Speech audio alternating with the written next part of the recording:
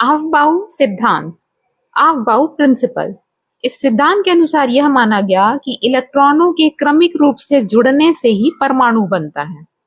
आफबाउ कोई वैज्ञानिक नहीं बल्कि एक जर्मन शब्द है जिसका अर्थ होता है क्रमिक निर्माण। इस सिद्धांत को सन 1920 में निल्स बोर ने दिया था। इस नियम के अनुसार इलेक्ट्रॉन सर्वप्रथम निम्न ऊर्जा कक्ष में भरे जाते हैं, फिर उच्च ऊर्जा कक्ष में प्रविष्ट होते हैं।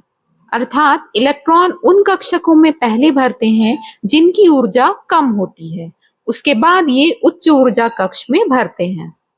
विभिन्न कक्षकों के ऊर्जा का बढ़ता क्रम कुछ इस प्रकार है।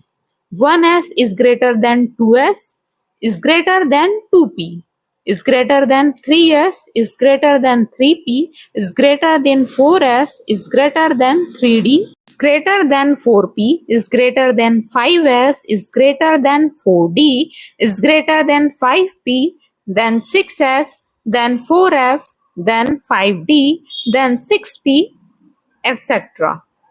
परमाणु के विभिन्न कक्षकों में ऊर्जा का निर्धारण मुख्य क्वांटम संख्या n और द्विगंशी क्वांटम संख्या l के आधार पर किया जा सकता है।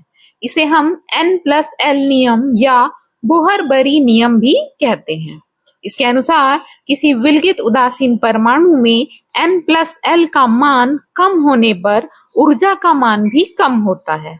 अतः इलेक्ट्रॉन उस कक्षक में पहले भरते हैं जिसके लिए n+l का मान कम है।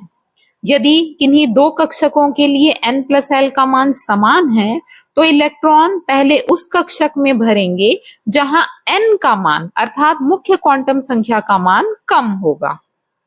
आइए इसे हम एक उदाहरण से समझते हैं।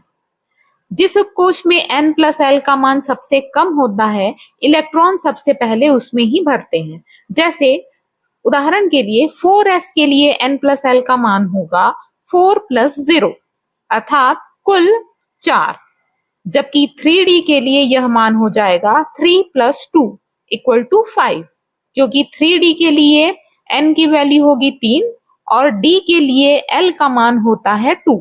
इस प्रकार 3 + 2 = 5।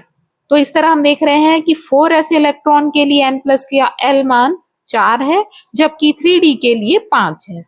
अतः इलेक्ट्रॉन 4s में पहले भरे जाएंगे, उसके बाद 3d में भरे जाएंगे, क्योंकि 3d की ऊर्जा 4s की ऊर्जा से अधिक है।